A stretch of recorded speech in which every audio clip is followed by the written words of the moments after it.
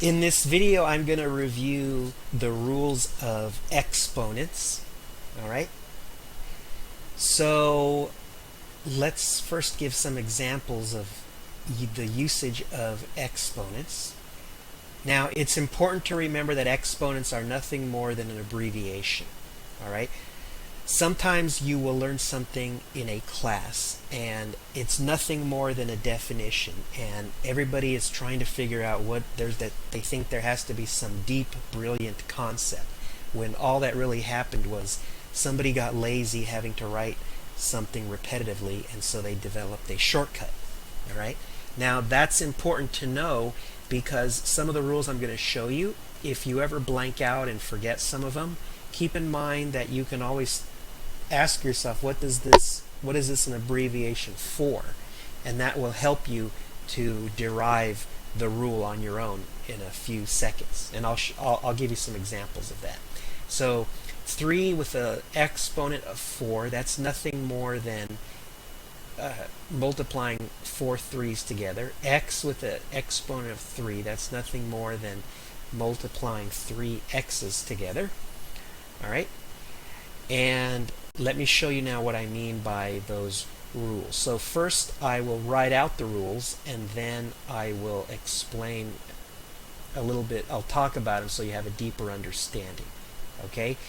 If you have a power multiplied by a power, that's equal to a single power where you add the exponents.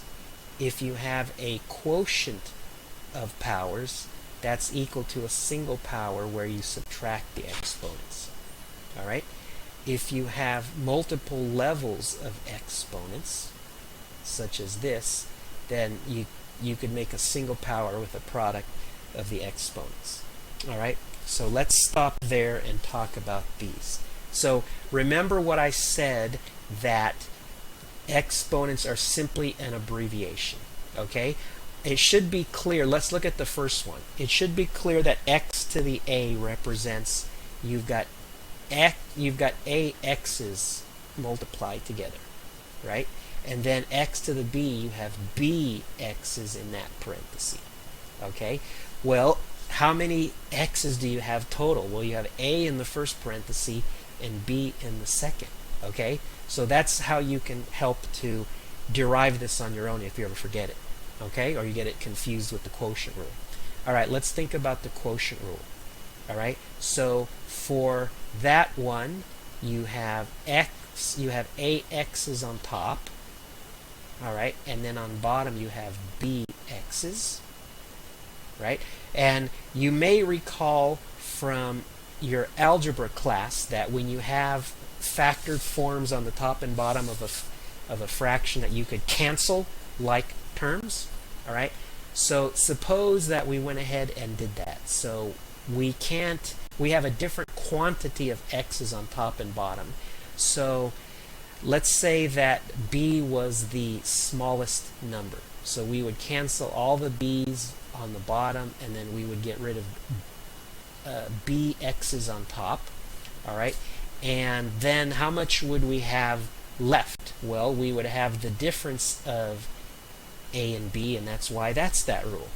Okay, now I'm going to talk about what happens if the a minus b gives a negative value. I'm going to talk about negative exponents shortly, so hold that thought. And then for the last one, so again, thinking about what the abbreviation stands for, we've got a packet of ax's. Okay, and how many of those packets do we have? Well, we've got b of them. Okay, so if we have b, a quantity b, a b number of packets of ax's, then clearly we have the product of b and a. That's how many x's we have total multiplied together. All right? So hopefully that helps jog your memory on that stuff. Now let me talk about negative exponents, zero exponents, and fractional exponents. All right? I'll go ahead once again, I'll give you the answer, and then I'll discuss how you can understand it a little better. So if I have anything to the 0 power, that is 1. Okay, now this is certainly true for x not equal to 0. Okay, there's some debate and disagreement on what 0 raised to the 0 power stands for, but as long as you don't have 0, the verdict is in. It's always 1. All right, if you have a to the negative something, let's say a negative k, that's equal to 1 over x to the k itself without the minus sign. All right, and then if you have x to a fraction where a and b are integers, that's the same as a very specific root, the bth root, okay, where let's say if b was 2, it'd be the square root. If b was 3, it's the cube root of x to the a power. All right? So some examples of that would be that, for example, 2 to the 0 power is 1, 3 to the minus 4, 2 with an exponent of 0 is 1, 3 with an exponent of minus 4 is 1 over 3 to the 4. If you want to be fancy, that's also 1 over 81, of course. And then the last one, let's say we had 5 to the 7 thirds. That's equal to the cube root of 5 to the 7. And you may or may not be able to simplify that. Okay? I'll just tell you that it's 5 squared cube root of 5 if you're interested, although that's not the topic of this video. So you could also simplify it further to 25 cube root of 5. Okay? But let me now talk about why these blue formulas are the way they are. Now, I mentioned that I said that exponents are abbreviations, all right? And the way that we define 0, negative exponents, fractional exponents, they're definitions, okay? Now, let me bring that down to size. A definition is something that people agreed on. Again, it's just somebody just made up a rule. They defined these exponents to behave a certain way. So again, there's no deep philosophical concept here that you're missing. Okay? Let me show you why these are the best definitions. Okay? It's because they just fit the best with the previous rules that I said. Okay? A lot of times people will think that x to the 0, that 0 would be a good candidate for that definition.